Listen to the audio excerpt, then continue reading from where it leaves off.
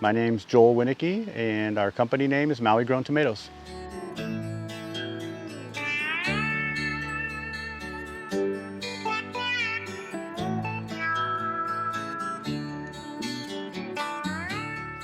Small farms are nearly impossible to survive as a business without the help of agricultural assistance.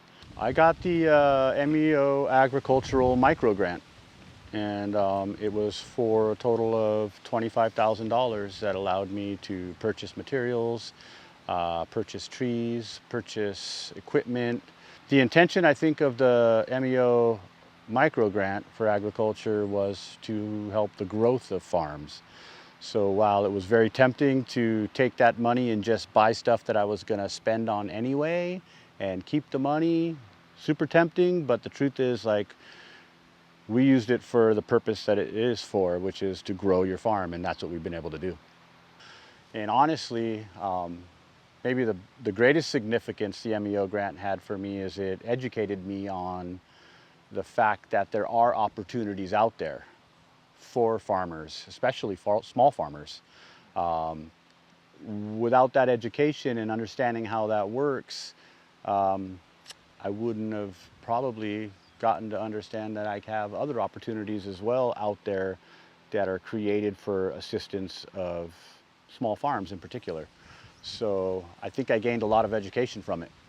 The MEO staff's been great, man. Super helpful. Yeah, in particular, the gentleman that handled our account, Daneford. A lot of people around here know him because he's been doing it for a long time. He's now retired, but I mean, he became, I'd like to call him a friend, you know. He's checked in on me from the Big Island where he's at now, even after his retirement, to see how I'm doing. And that's the kind of community I choose to live in. That's why I do what I do. I want to be in that community of people who care. For us, tomatoes pay the bills. Like, that's what we produce at a commercial rate. We produce about 50 to 60,000 pounds of tomatoes a year in a very small space. But as I've said, we've been diversifying and expanding our operation to grow other things such as papayas, and you know, we have lemons, limes, oranges, tangerines, mandarins, figs, mangoes, we have lychee, we have cherries, we have 5 varieties of bananas, we have about 500 pepper plants in the ground right now. We grow watermelons, we grow tomatillos, we grow hot peppers, sweet peppers, pretty much growing everything we possibly can. We grow a lot of herbs. We grow turmeric, we grow blue turmeric. Yeah, a lot of strawberries. So take a look around if you want. We can start in the greenhouse right here so you can take a look at what we do. This is our one that's in operation right now. It'll carry us, you know, into the new year and whatnot. We're looking right now, currently, we're harvesting about 500 pounds twice a week. So about 1,000 pounds a week, which is a decent number. It's not optimal, but it's definitely reasonable. We're happy with it. Yeah, so we actually hand pollinate because obviously we're keeping bees out as well, which would normally do the pollination process for us. But we manually pollinate. You know, if you have a small operation, you can use any kind of vibrating device and just put it up behind the flowers, and it'll vibrate the flowers. But since we have 1,800 vines, we literally just grab like a hollow, you know, broomstick handle, something not too heavy, and we walk through and that creates a vibrating motion to the flowers and allows them to pollinate. Yeah. So they do pollinate on their own, but as the older they get, it really helps pollinate more flowers than they would on their own. So it helps keep our sets, you know, theoretically bigger. You know, we try to keep our sets at 3 to 4 tomatoes per set because we get better size, and that's what most of our clientele likes. As we're clipping our vines to the twine. You see how up here, these clips right here, they come on and off. And then we never really take them off, we just keep adding. So we clip it so it's nice and tight to the twine, and then we also lower these. These are getting kind of maxed out on height, so when we lower them, kind of looks like this, and like this one here at the ends is a little different. You bring it around, and we see how we weave that around. And then, yeah, and then I'll take the spool off, get it on this side, and then in a couple days, the whole greenhouse will look like this, right? And what it did look like a couple days ago was from here to here in foliage. So now we trim it out, we'll harvest, we're clipping, and then we're gonna lower. Normally I lower and clip at the same time, but we're prepping out 2 new greenhouses, and right now our focus is down there. We're just trying to maintain this quickly so that we can get down there and get the new greenhouses planted. And if you turn around over this way, you see we got some yellow and green jalapenos, we got serranos, we've got Anaheim peppers, we've got poblanos, and we've got a bunch more of the same over here. All those same varieties. We've got 5 varieties of bananas all around the farm. They're everywhere. We've got multiple avocado trees. You can see we got strawberries. These are all gonna go up to our Linda property. We've been propagating these for a little bit, and we got a bunch more already up there. We got some other stuff like, you know, our herbs, lemon balm, oregano, lemongrass. We got mint. And over here, we've got all our turmeric. This is actually blue turmeric, a highly medicinal variety that we intend to make some tinctures and whatnot with them. So yeah, we got cilantro, and we actually have a few watermelons over here. You see one little baby watermelon growing over there. We had a few seeds left, so we just planted them and give them a chance. We also like to grow flowers. I don't know if you saw, we had some dahlias up there. We've got some pink and white tube roses in these big pots over here. And we've got some bells and friars, Italian friar peppers over here. And then back here, we've got some, I've got a few cacao trees over here that we're looking for space to squeeze them into this land that we lease here. So we're gonna try and get the cacao, and we've got some lilicois down here.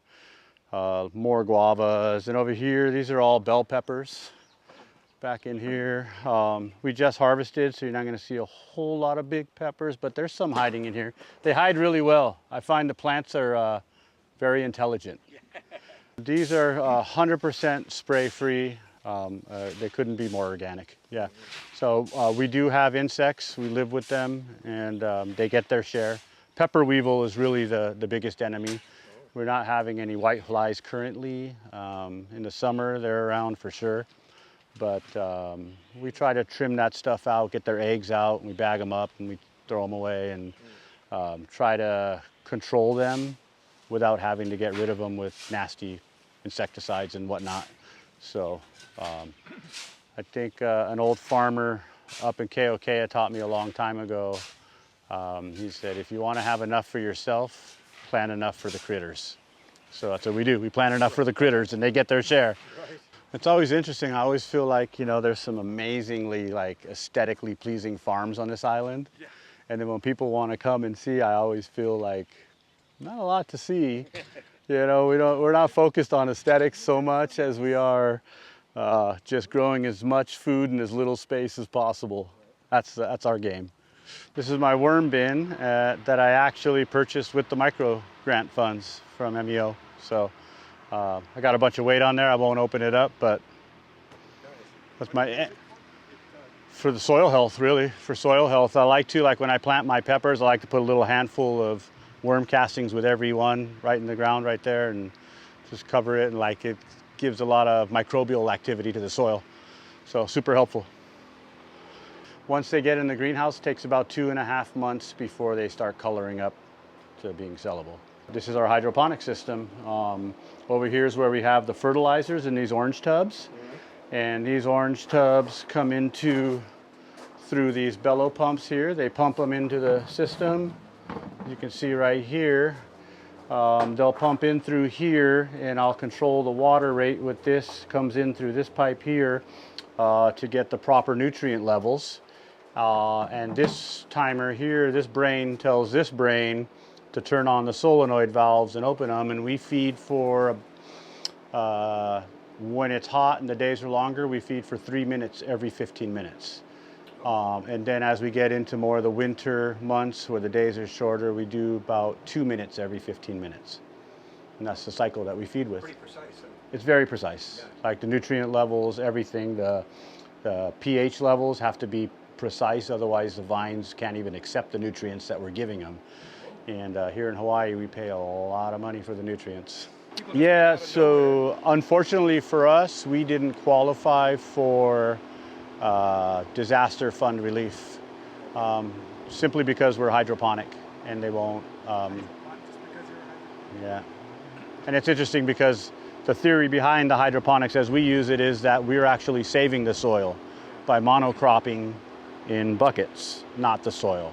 If you do this in the soil, you deplete the same nutrients out of the ground, you're ruining the soil. So it doesn't make a lot of sense, but it's just the red tape that we've got to deal with, bureaucracy really. But here we are, still farming.